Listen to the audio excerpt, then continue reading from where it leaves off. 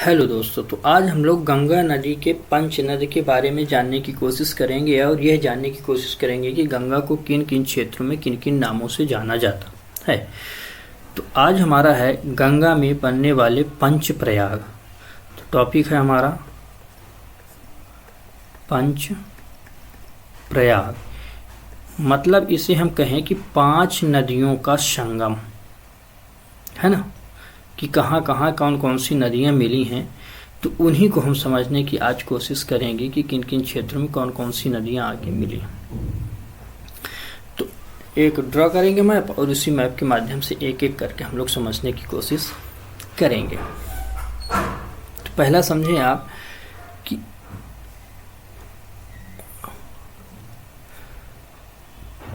यहाँ से एक नदी निकलती है, इसे बोलते हैं इस क्षेत्र को सतोपंच। ठीक, सतोपंच। और इस नदी का नाम है विष्णु गंगा। क्या नाम है? विष्णु गंगा। और इस नदी में एक रिवर आके मिलती है, जिस रिवर को बोलते हैं धौली गंगा। धौली गंगा। और यह नदी आगे की तरफ प्रवाहित होती। इसी नदी को बोलते हैं मिला के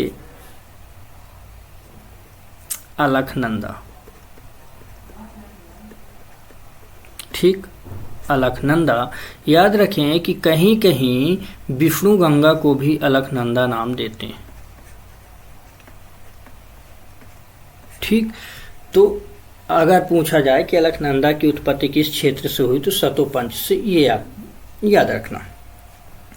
अब ये अलकनंदा रिवर आगे की तरफ प्रवाहित होती है, ठीक है, और आगे की तरफ प्रवाहित होगी। अब इसमें आके मिलने वाली अनेक अलग अलग नदियां मिलेंगी आगे। ठीक, तो जैसे ये रिवर जो है इसे बोलते हैं नंदाकिनी। क्या बोलते हैं? नंदाकिनी नदी। ठीक, यह नंदाकिनी नदी आके मिलती है तो इस क्षेत्र को बोलते हैं, फिर इन प्रयाग को अलग अलग लिखते हैं। फिर यह रिवर आगे की तरफ ऐसे बढ़ती है और यहाँ से एक रिवर और आके मिलती है और इस रिवर को बोलते हैं पिंडारी। पिंडार नदी या पिंडारी नदी। ठीक, ये नदी आप लिखते चलेंगे। ये नदी आके मिली और एक रिवर है जो कि इस क्षेत्र से एक नदी आके मिलती है और इस नदी को बोलते हैं मंदाकिनी नदी। क्या बोलते हैं? मंदाकिनी नदी। ठीक, मंदाकिनी नदी। इसका भी पूछा गया था कि किस जगह से उत्पत्ति हुई है, तो यह जो स्थान है इसे बोलते हैं चौराबाड़ी। चौराबाड़ी क्षेत्र से। ठीक, तो ये चीज़ें आपको याद रखनी। अब इस तरह करके ये नदियाँ आके मिली। अब जब ये नदियाँ इन क्षेत्रों में आके मिली तो इन्हीं को अलग अलग नाम से कहा गया। ये प्रयाग बना, एक प्रयाग ये बना, एक प्रयाग ये बना और एक प्रयाग ये बना। ठीक, अब देखिए इस प्रयाग को बोला गया विष्णु प्रयाग। क्या बोला गया?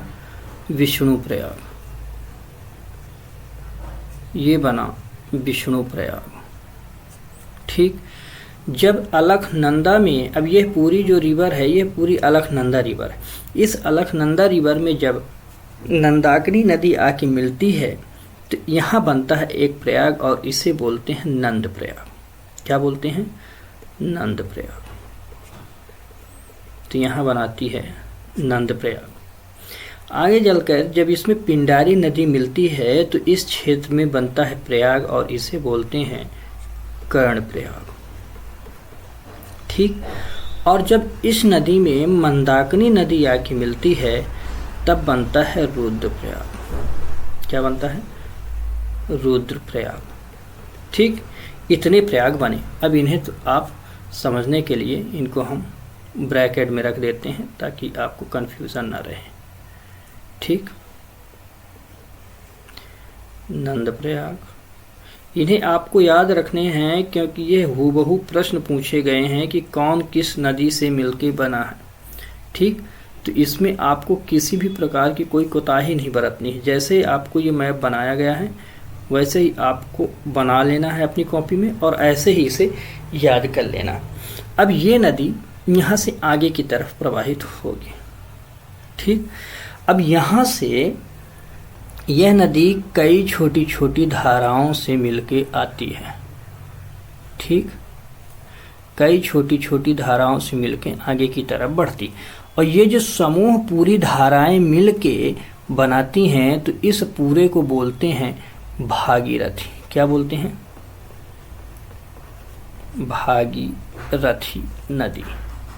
ठीक, तो यह पूरी बनती है एक नदी भागीरथी, और यह नदी आगे की तरफ मूव करती है।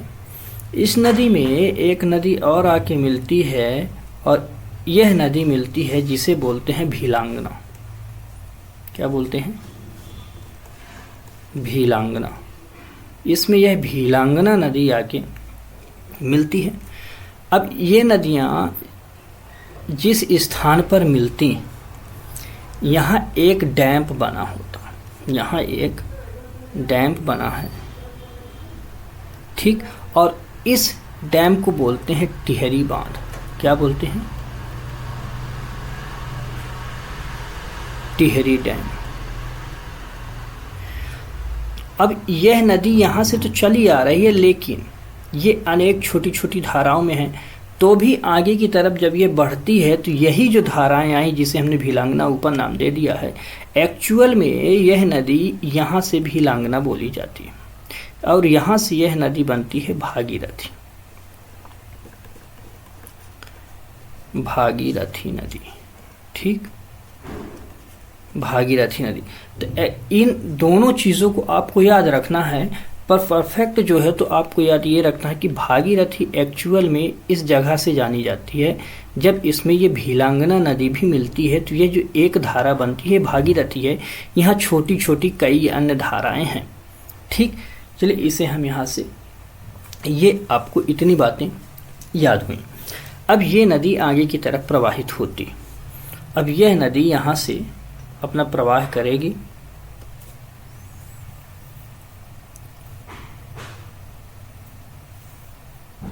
इसे इरेज कर देते हैं, और यहाँ से यह रिवर आगे की तरफ प्रवाहित होगी। ठीक, और यहाँ से इस नदी में आके ये नदी मिली, तो ये जो प्रयाग बना, यहाँ एक प्रयाग बना और इस प्रयाग को बोलते हैं देव प्रयाग। क्या बोलते हैं? देव प्रयाग। देव प्रयाग। अब यह नदी यहाँ से आगे की तरफ फिर प्रवाहित होगी, है ना। यह नदी यहाँ से ऐसे आगे की तरफ प्रवाहित होती हुई चलती है। ठीक, और ये ऐसे करके फिर यहाँ डेल्टा बनाती है। ठीक, तो याद रखें कि यहाँ से यह नदी आती है, आगे की तरफ प्रवाहित होते हुए आगे की तरफ यह बढ़ती है, और यहाँ इसी के पैरेलल एक नदी जब आके मिलती है इस क्षेत्र में, और ये यमुना नदी जब यहाँ आके मिलती है, यहाँ कौन सी नदी मिलती है? यह है यमुना। ठीक, यह यमुना नदी जब आके मिलती है तो यहाँ बनता है, इसी को हम अभी प्रेजेंट में बोलते हैं प्रयागराज। ठीक, जो कि इसका पुराना नाम था इलाहाबाद। ये बात आपको याद रखनी है। ठीक, अब यहाँ से यह नदी, यहाँ से क्या बनी है? ये एक नदी बनी है गंगा। क्या है ये? गंगा नदी आगे की तरफ बढ़ती है, और यहाँ एक, जब यह पश्चिम बंगाल से प्रवाहित होते हुए जाती है वेस्ट बंगाल में, कहाँ? यह पश्चिम बंगाल से निकल के जाती है बांग्लादेश में, बांग्लादेश। ठीक, तो यहाँ जो ये एक डैम बना है, इस डैम को बोलते हैं फरक्का। क्या बोलते हैं? फरक्का बांध। ठीक, इसी फरक्का बांध से एक और रिवर निकलती है और उस रिवर का नाम है हुगली रिवर। क्या नाम है?